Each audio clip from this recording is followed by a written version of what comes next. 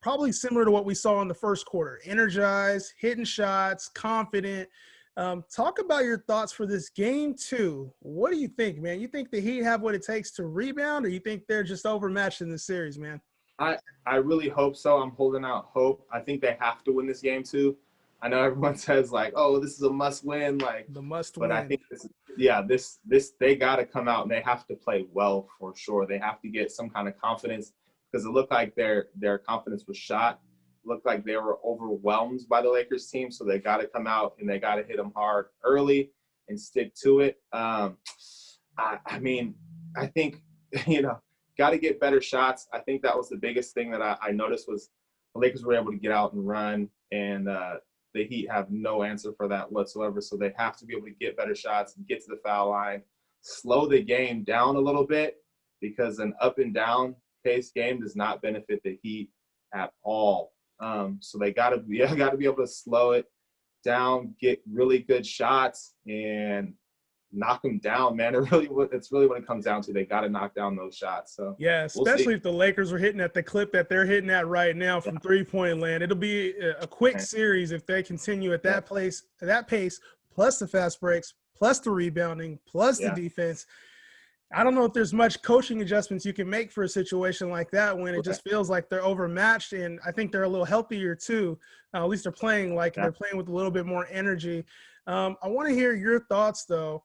What do you think if this series is turned? Because Dragic obviously was one of the key components you mentioned in your preview as being an important piece. And now we get second place runner-up Kendrick Nunn, who comes into that spot. Obviously, he was playing really well during the season. And then whatever happened in the bubble after he got sick, obviously he lost his spot there on the depth chart. But what are your thoughts? Do you think he can come in and have an impact in this game, kind of revitalize this Heat team? Yeah, he's going to have to. Like, they really have to have that next man up type of mentality, because they need really good point guard play. Like I said, that's kind of if the Lakers have a weakness, that would be their weakness. So they have to be able to exploit that. And Kendrick Nunn is a guy who has proven he can score at a high level in this league.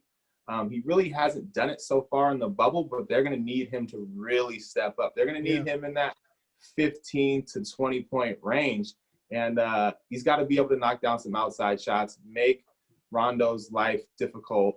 They need to be able to put KCP on in that time so he can take some pressure off of whoever KCP is guarding, whoever the other guys are guarding. They really need to get some production from that point guard position. That's going to be key for them. Hopefully Dragic isn't – I thought it was such a weird injury. It didn't look like anything, but sometimes those are the worst. So we'll see. Well, it looks like one of those non-contact, you look back at injuries. So I'm thinking, I don't think it was Achilles, but or plantar fasciitis, something like that, where you're looking back at it. You're like, man, that's not just a normal, I tweaked it. That's a pop tire or something, Yeah, exactly. And I think, one of the things is that we saw the switching from the Heat today too. And when you switch and you get LeBron matched up or you get AD on these bad matchups, I think the underrated part of the Lakers is that they're starting everybody that's like over 6'5", 6'6". Yeah. And when you're facing a Heat team with, most of their average guys are around 6'5", 6'6", and then you got LeBron 6'8", 6'9", you got AD out there, you got Dwight Howard out there.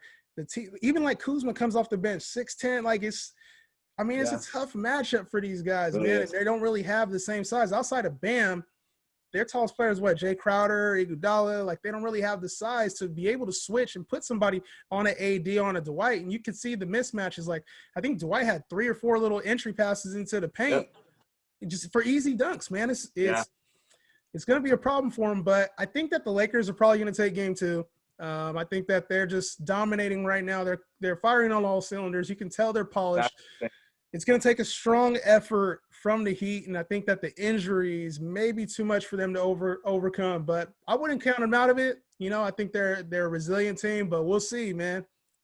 Yeah, I think the biggest thing is the Lakers. And that's, we've seen the Lakers look great, and we've also seen those other guys look terrible. So yes, we'll see how because Dwight Howard looked great. He did a great job on Bam, but Dwight Howard is also Dwight Howard at times. So we'll see if he's able to stay consistent. We'll see if KCP is able to consistently play at a high level. Those guys, if they're playing well, this team is really, really hard to beat. Yeah. No matter what the Heat do, honestly.